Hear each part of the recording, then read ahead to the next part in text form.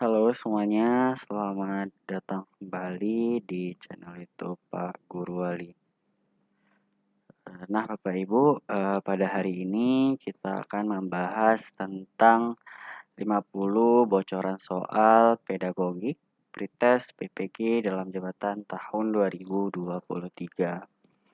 Nah, ini bukan soal resmi ya Bapak Ibu, tapi bocoran atau juga kisi-kisi yang dapat dipelajari untuk persiapan Bapak Ibu dalam mengikuti pretest persiapan seleksi PPG dalam jabatan tahun 2023. Baik Bapak Ibu, tanpa perlu berlama-lama, kita mulai pada soal nomor yang pertama. Pada soal yang pertama, STEAM adalah singkatan dari A. Science, Teknik, Engineering, Art, Manipulation. B. Science, Technology, Engineering, Art, Mathematics. C. Science, Technology, Engineering, Art, Manipulation. D. Science, Teknik, Engineering, and Mathematics. Nah, ini harus dihafal ya Bapak Ibu ya untuk kepanjangan daripada STEAM. Karena ini sudah ada juga di kisi-kisi yang dikeluarkan oleh Kemendikbud. Nah, untuk jawabannya adalah B, yaitu Science, Teknologi, Engineering, Art, dan Matematik. Nah, Science ini adalah IPA, Teknologi adalah teknologi, Engineering adalah teknik, Art adalah seni, dan Mathematics adalah matematika. Lanjut ke soal nomor 2. Teknik adalah ilmu yang mencakup A. Desain sistem, peralatan, dan mesin. B. Pola-pola sistematik dan organisme. C. Inovasi observasi lingkungan. D. Bahasa alam dan teknologi. Nah, ini kita bisa lihat Bapak Ibu ya, teknik itu dominannya dengan apa. Nah, untuk jawabannya adalah A, yaitu desain sistem, peralatan, dan juga mesin. Lanjut ke soal nomor 3. Pendekatan pembelajaran STEAM yang mengajarkan pembelajaran matematika dan IPA secara terpisah dalam waktu yang berbeda dikenal sebagai pendekatan A. Silo, B. Embed, C. Integrated, D. Silo Integrated. Untuk jawabannya adalah A, yaitu silo. Lanjut ke soal nomor 4. Pendekatan terbaik untuk menerapkan pembelajaran STEAM pada siswa sekolah dasar adalah A. Silo, B. Embed, C. Integrated, D. Silo Embed. Nah, jawabannya adalah C, yaitu Integrated. Nomor 5. Berikut merupakan salah satu tujuan diperlakukannya pembelajaran STEAM, yaitu A. Pekerjaan-pekerjaan terlalu memerlukan keahlian STEAM. B. Kaum laki-laki lebih ditekankan untuk mempelajari bidang STEAM. C. Indonesia harus melakukan reformasi kultural pada bidang ekonomi. D. Menumbuhkan keterampilan penalaran calon pekerja mendatang. Untuk jawaban nomor 5 adalah D, yaitu menumbuhkan keterampilan penalaran calon pekerja mendatang. Soal nomor 6. Salah satu cara mendasar agar pembelajaran STEAM dapat diterapkan di sekolah adalah melalui A. Keterlibatan pengusaha, B. Dukungan orang tua, C. Perencanaan pembangunan, D. Perencanaan pembelajaran. Nah, ini kita lihat ya, penerapan di sekolah. Jawabannya adalah D, yaitu perencanaan pembelajaran.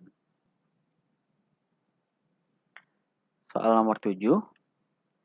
Berikut ini merupakan contoh prinsip pembelajaran STEAM yang berupa prinsip keaktifan, yaitu A. Peserta didik diperlihatkan contoh dan non-contoh. B. Peserta didik diminta berpikir secara induktif. C. Peserta didik disadarkan untuk termotivasi. D. Peserta didik diberikan penghargaan dan medali. Untuk jawaban soal nomor 7 adalah B, yaitu peserta didik diminta berpikir secara induktif. Nomor 8, apa suasana dan norma yang dominan berlaku dalam pembelajaran STEAM yang dilakukan dengan model problem based learning dan project based learning? A. Individualistik. B. Kompetitif. C. Kolaboratif. D. Formalistik. Jawaban nomor 8 adalah C, yaitu kolaboratif. Karena di sini adalah ada project ya Bapak Ibu ya. Jadi project itu saling berkolaborasi. Nomor 9. Berikut ini merupakan contoh penerapan dari pembelajaran STEAM untuk anak SMA yang tepat.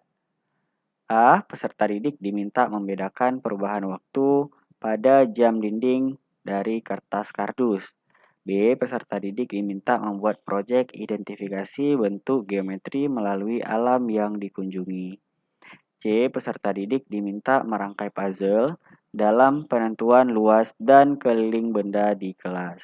D. Peserta didik diminta membuat kebun binatang dari plastisin guna membedakan habitat hewan air dan darat. Nah, untuk jawaban nomor 9 adalah B, yaitu peserta didik diminta membuat proyek identifikasi bentuk geometri melalui alam yang dikunjungi. Soal nomor 10. Di bawah ini yang merupakan salah satu tantangan pembelajaran STEAM yang perlu diatasi, yaitu A. Standar pelajaran jelas tertulis di Kurikulum Nasional Indonesia. B. Beragamnya kompetensi abad 21 yang perlu dicapai. C. Bidang teknik dan teknologi lebih disukai oleh perempuan. D. Dianggap terlambat saat STEAM diterapkan di sekolah menengah atas. Jawabannya adalah D, yaitu dianggap terlambat saat STEAM diterapkan di sekolah menengah atas. Jadi ini adalah suatu tantangan ya Bapak Ibu ya untuk pembelajaran STEAM. Nomor 11. Neuroscience merupakan ilmu yang mempelajari sistem syaraf otak manusia dan seluruh fungsinya, misalnya pikiran, dengan menggunakan pendekatan A. Monodisiplin, B. Interdisiplin, C. Multidisiplin, D. Cross-disiplin. Untuk jawaban nomor 11 adalah C, yaitu multidisiplin. Nomor 12. Bagi neuroscience, pembelajaran dianggap berhasil mengoptimalkan potensi otak ketika A. Seluruh neuron di dalam otak dapat saling terhubung satu dengan lainnya. B. Sebuah akson pada suatu neuron terhubung dengan dendrit neuron lainnya. C. Neuron-neuron yang jarang digunakan menghilangkan syaraf dari otak. D. Mampu menyalakan banyak kelompok-kelompok neuron secara bersama-sama. Untuk jawaban nomor 12 adalah D, yaitu mampu menyalakan banyak kelompok-kelompok neuron secara bersamaan. Nomor 13. Emosi positif sangat berpengaruh terhadap keberhasilan belajar peserta didik. Daerah otak yang berfungsi sebagai pusat pengendalian emosi adalah A. Batang otak, B. Sistem limbik, C. Korteks, dan D. Cerebellum. Nah, di sini sudah ada jawabannya, yaitu sistem limbik. Jadi yang mengontrol pusat emosi seseorang. Nomor 14. Semakin tebal lapisan mielin menyelimuti akson, akan semakin cepat akson memanggil kembali informasi yang tersimpan di dalam memori. Penebalan myelin pada akson akan terjadi ketika seseorang A. Sering menggunakan informasi yang pernah dipelajari. B. Mempelajari banyak informasi dengan menyenangkan. C. Mempelajari informasi dengan daya konsentrasi yang tinggi. D. Mempelajari informasi dengan didukung nutrisi yang baik. Jawabannya adalah A, yaitu sering menggunakan informasi yang pernah dipelajari. Jadi itu akan tersimpan di dalam memori. Nomor 15. Pembelajaran akan optimal bagi otak dalam menyerap dan mengolah informasi. Ketika guru setiap 90 menit memberikan kesempatan kepada peserta didik untuk melakukan gerakan peregangan otot dan relaksasi. Hal ini dikarenakan otak akan mengalami A. Ketegangan syaraf otak ketika belajar cukup lama. B. Kekurangan oksigen jika belajar cukup lama. C. Siklus biokognitif perhatian yang naik turun. D. Tekanan berat jika belajar cukup lama.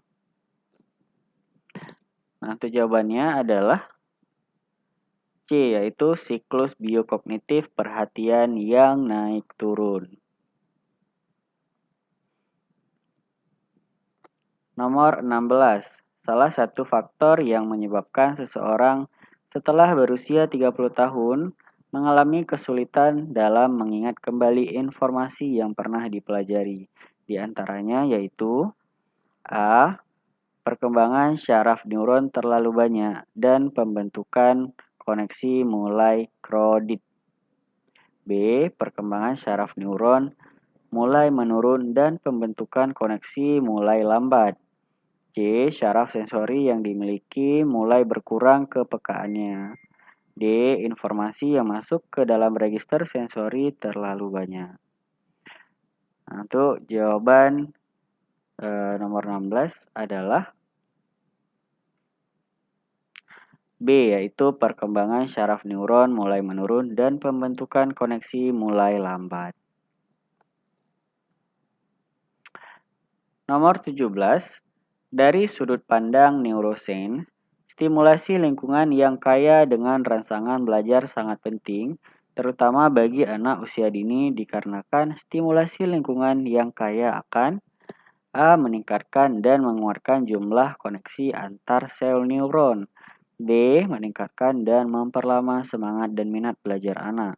C. Membuat anak tidak cepat bosan dalam bermain dan belajar.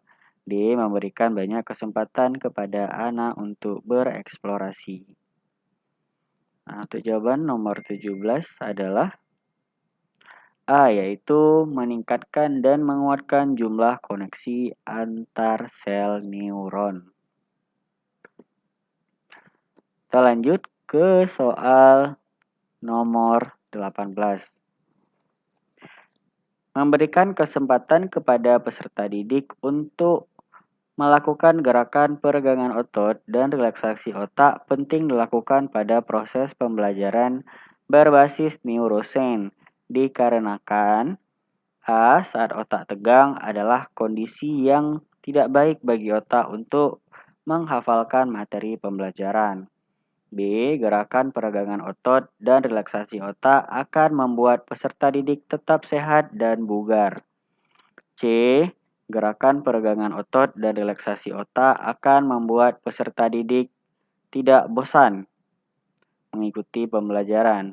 D. Kondisi rileks dan tenang dapat mengoptimalkan otak mengolah dan merefleksikan materi yang dipelajari. Jawaban dari soal nomor 18 adalah D, yaitu kondisi rileks dan tenang dapat mengoptimalkan otak mengolah dan merefleksikan materi yang dipelajari. Lanjut ke soal nomor 19. Menurut Jansen 2008, pembelajaran berbasis neurosains dapat dilakukan beberapa tahap, yaitu A. Persiapan, akuisisi, formasi memori, elaborasi, dan integrasi fungsional. B. Persiapan, akuisisi, formasi memori, elaborasi dan perayaan kelas. C. Persiapan akuisisi, elaborasi, formasi, memori, dan integrasi fungsional. D. Persiapan akuisisi, elaborasi, formasi memori, dan perayaan kelas. Nah, untuk jawaban nomor 19 adalah C, yaitu pertama persiapan, kemudian akuisisi, elaborasi, formasi memori, dan integrasi fungsional. Soal nomor 20. Dalam suatu pembelajaran diketahui sebagian besar peserta didik susah berkonsentrasi mengikuti kegiatan pembelajaran, sehingga pada akhir pembelajaran mereka tidak mampu menguasai materi pembelajaran dengan baik. Hal itu dapat terjadi karena A. Peserta didik terlalu banyak memakan makanan. B. Hemoglobin dalam darah peserta didik rendah. C. Cahaya lampu dalam ruangan kelas kurang terang. D. Peserta didik kurang banyak meminum air putih. Untuk jawaban soal nomor 20 adalah B, yaitu hemoglobin dalam darah peserta didik rendah. Soal nomor 21. Pembelajaran yang melibatkan penggunaan alat dan teknologi digital secara inovatif selama proses belajar mengajar sering juga disebut sebagai A. Distance education, B. Open learning, C. Pembelajaran digital, D. Mobile learning. Nah, untuk nomor 21 jawabannya adalah C, yaitu pembelajaran digital, yaitu menggunakan alat dan teknologi digital.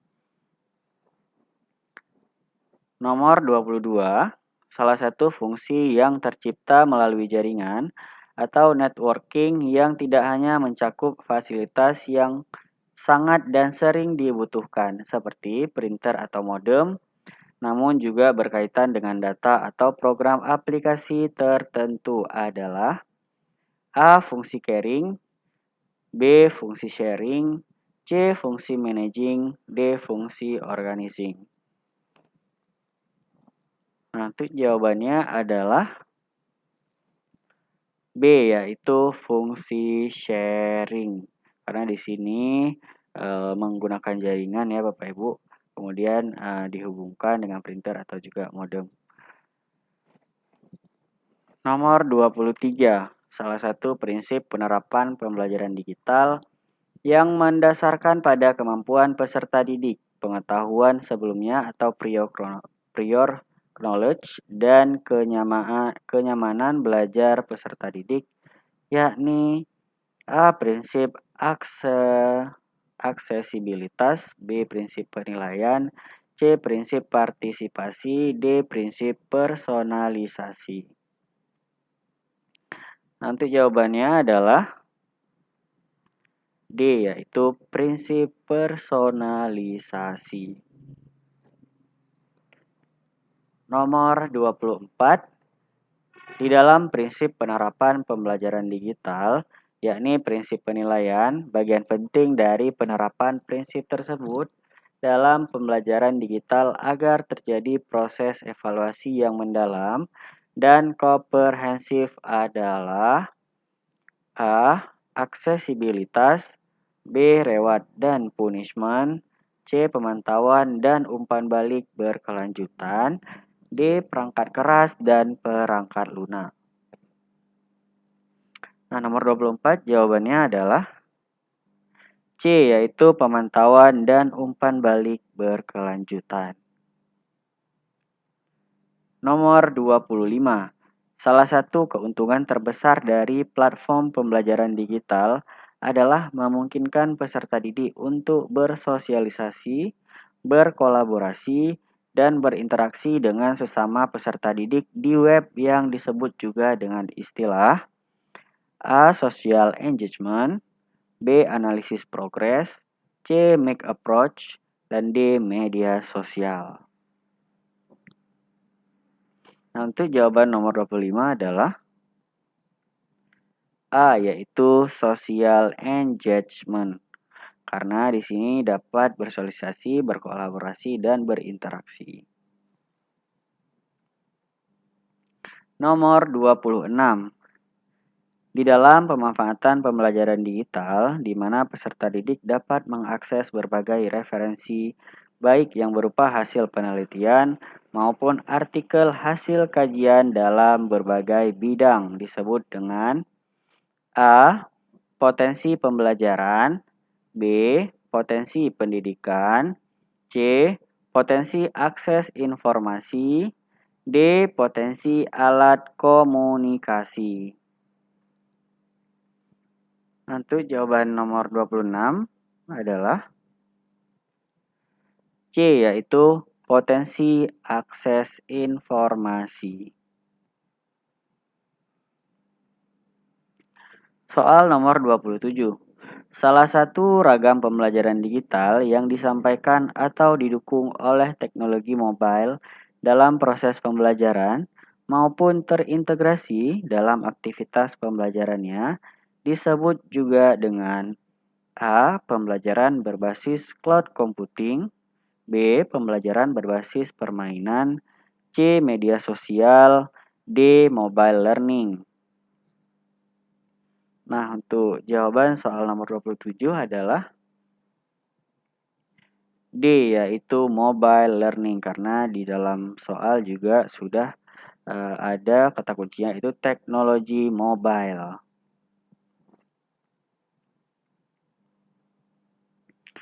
Nomor 28. Game-based learning berfokus pada permainan yang tujuannya bukan untuk menghibur, melainkan untuk tujuannya pembelajaran dengan lebih terdahulu mengidentifikasi konteks dan kondisi yang mendukung integrasi dari permainan digital dengan A. Lingkungan belajar formal dan informal, B. Peserta didik lain secara virtual, C. Ketersediaan aplikasi yang dimiliki oleh peserta didik, D. Perangkat keras dan perangkat lunak. Nah, untuk jawaban nomor 28 adalah A, yaitu lingkungan belajar formal dan juga informal. Nomor 29. Cloud computing merupakan konsep di mana komputasi merupakan sebuah model yang memungkinkan terjadinya penggunaan berbagai macam sumber daya, yakni jaringan, server, media penyimpanan, aplikasi, dan servis secara A. terpisah, B. terhubung, C. bersama-sama, dan D. langsung. Untuk jawaban soal nomor 29 adalah C, yaitu bersama-sama.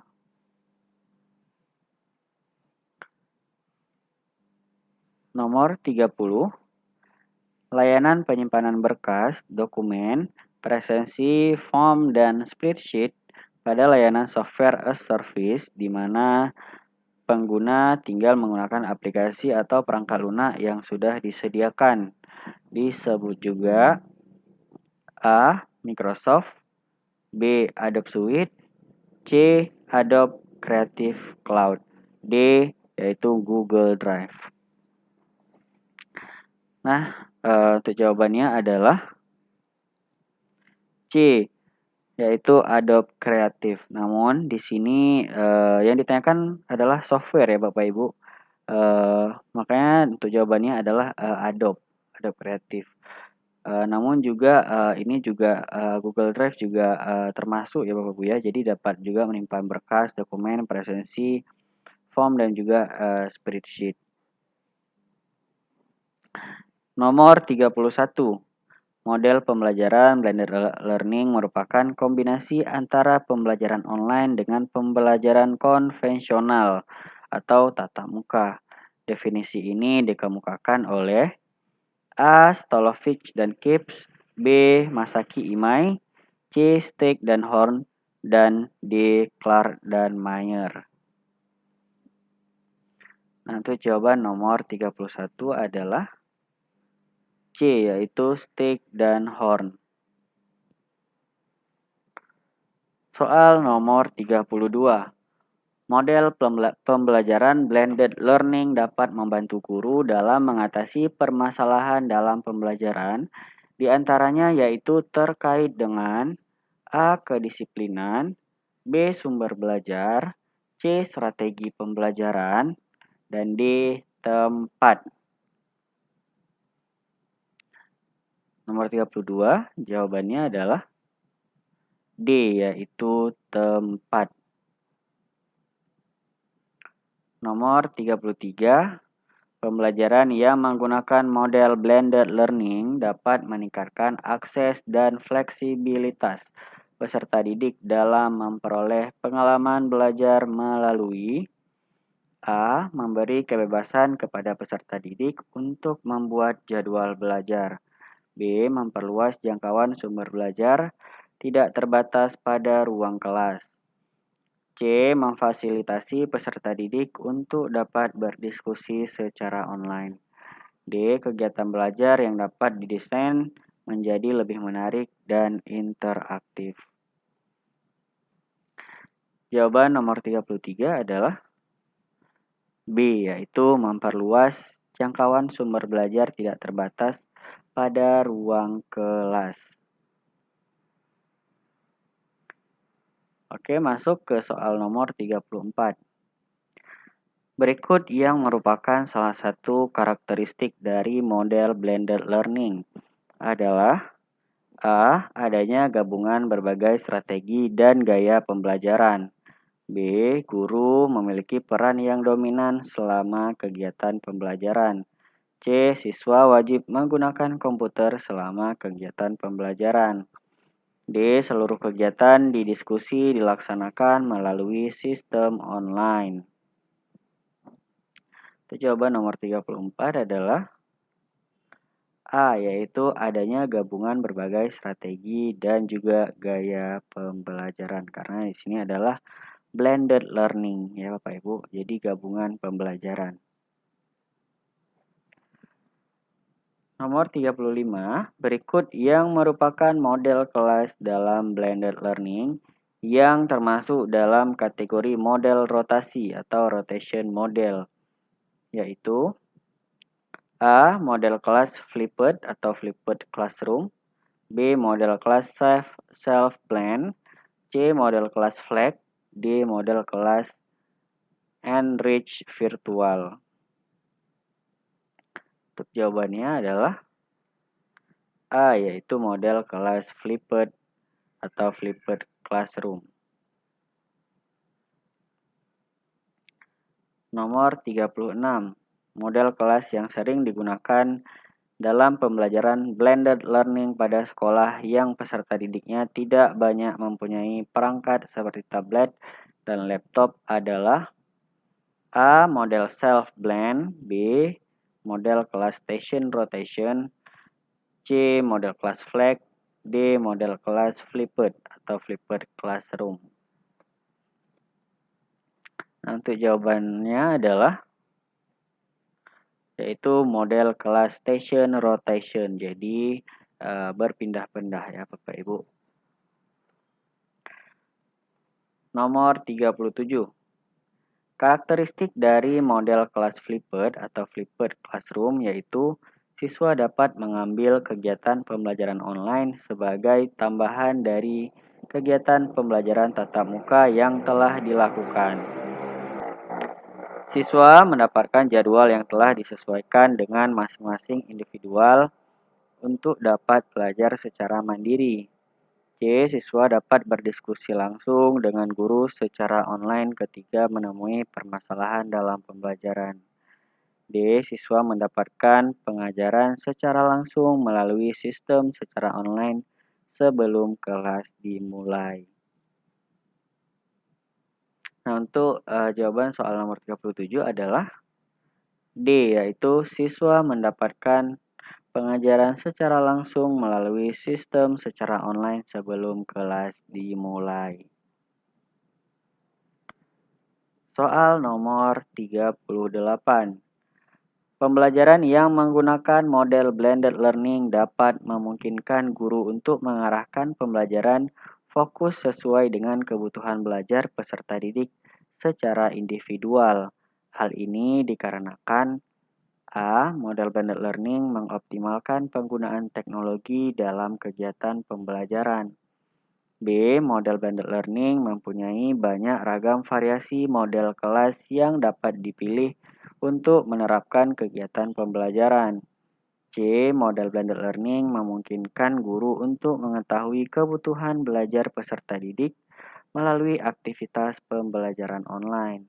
D. Model blended learning memiliki sesi pembelajaran online yang dapat memfasilitasi peserta didik untuk dapat belajar kapanpun dan dimanapun.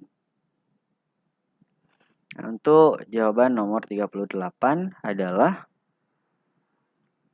C, yaitu model blended learning memungkinkan guru untuk mengetahui kebutuhan belajar peserta didik melalui aktivitas pembelajaran online. Nomor 39. Komponen penting yang harus diperhatikan dalam merancang dan mengembangkan aktivitas pembelajaran dengan model blended learning diantaranya adalah A. Materi pembelajaran, B. Standar capaian, C. Karakteristik siswa, D. Interaksi antar siswa. Nomor 39, jawabannya adalah B, yaitu standar capaian. Soal nomor 40. Guru dapat mengevaluasi kegiatan pembelajaran blended learning yang telah dilakukan salah satunya melalui A. Hasil belajar siswa selama sesi pembelajaran, B. Ketersediaan media berbasis teknologi, C. Presentase kehadiran siswa dalam sesi pembelajaran, D. Pendampingan orang tua dalam sesi pembelajaran online. Jawabannya adalah A, yaitu hasil belajar siswa selama sesi pembelajaran, karena ini adalah evaluasi kegiatan pembelajaran ya Bapak Ibu ya. Jadi mengevaluasi hasil dari hasil belajar siswa. Nomor 41. Salah satu tujuan pengintegrasian pembelajaran dengan pendekatan STEAM diharapkan agar peserta didik dapat A. Melaksanakan teknik STEAM secara terpisah-pisah, B. Melakukan perbandingan antar budaya superior, C. Memiliki kompetensi menjadi sales penjualan, D. Memiliki kesiapan terjun dalam dunia kerja mendatang. Untuk jawabannya adalah D, yaitu memiliki kesiapan terjun dalam dunia kerja mendatang. Nomor 42. Berikut ini merupakan contoh prinsip pembelajaran STEAM yang berupa prinsip pengulangan, yaitu A. Peserta didik diberikan latihan soal STEAM, B. Peserta didik diminta berpikir secara induktif, C. Peserta didik disadarkan untuk termotivasi, D. Peserta didik diperlihatkan contoh dan non-contoh. Jawaban nomor 42 adalah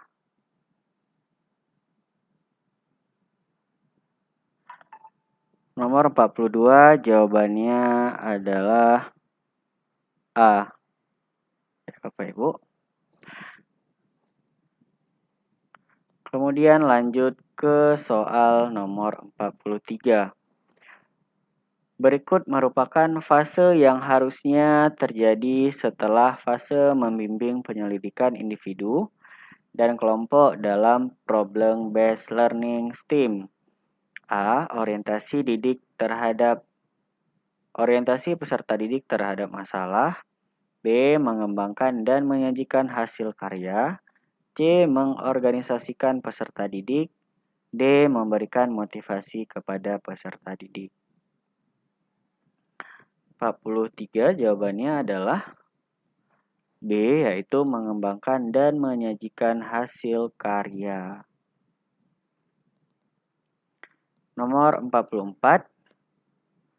Pembelajaran berbasis proyek pada pendekatan STEAM memungkinkan peserta didik untuk A. Menyelesaikan masalah yang mudah-mudah saja.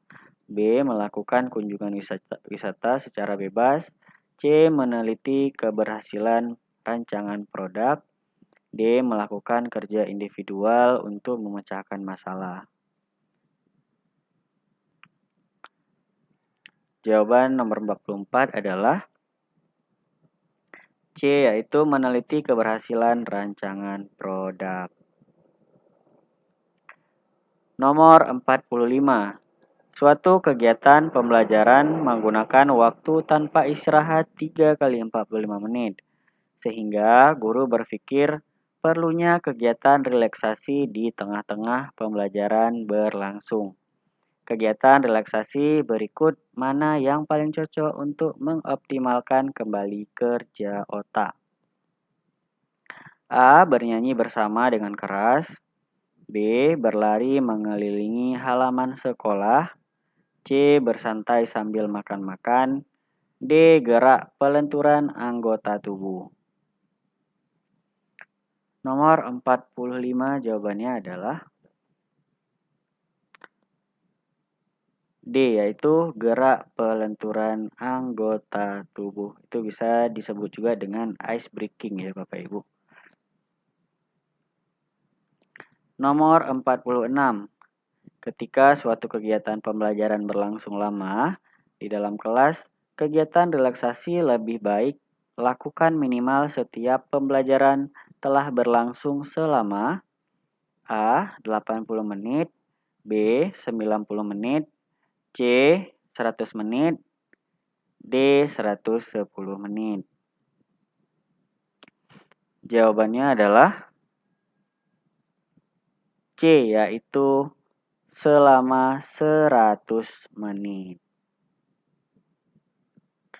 Nomor 47.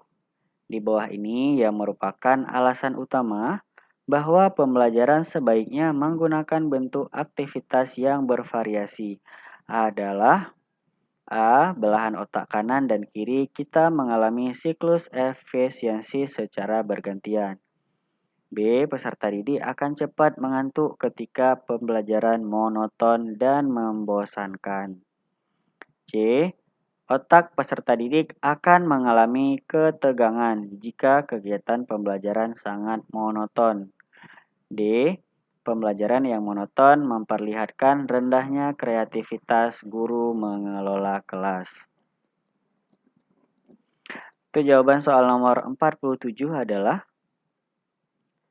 A, yaitu belahan otak kanan dan kiri kita mengalami siklus efisiensi secara bergantian.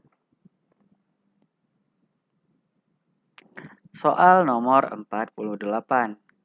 Menurut prinsip pembelajaran berbasis neuroscience, pembelajaran yang akan lebih optimal apabila mampu mengembangkan belahan otak kanan dan kiri secara seimbang. Di antara implikasi prinsip tersebut terhadap profil guru saat mengajar di kelas adalah A. Guru harus berpenampilan sopan, santun, rapi, menarik, murah senyum, dan tidak gampang marah. B. Guru harus inspiratif, berpikir sistematis, pandai membuat jokes yang edukatif dan memotivasi. C. Guru harus canggih, kritis, interaktif, dan selalu rasional dalam menjelaskan materi pelajaran. D. Guru harus mampu melakukan stand-up komedi yang mampu membuat semua peserta didik ketawa.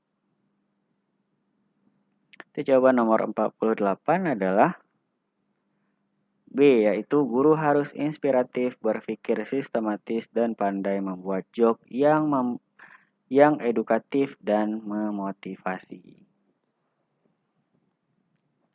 Nomor 49.